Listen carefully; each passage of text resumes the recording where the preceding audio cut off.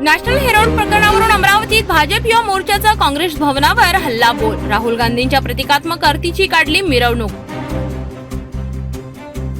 सोन्याच्या इतिहासात पहिल्यांदाच विक्रमी दर. ऐन अक्षय तृतीयेला सोनं महागलं. शुद्ध सोन्याचा दर 1 लाखाच्या पार.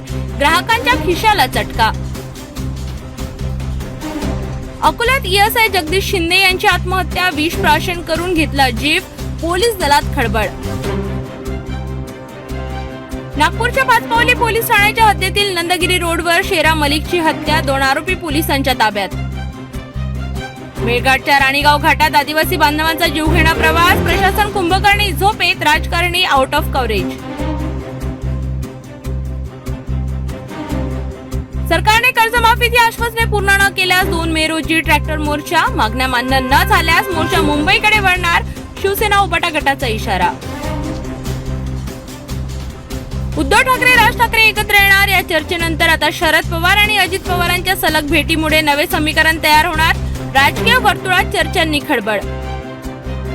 राज ठाकरेंना आपुलकीचा सल्ला देत योगेश कदमांचा उद्धव ठाकरेंवर हल्लाबोल. स्वार्थ साधून नाती तोडणं ही उबाटा गटाची नीती.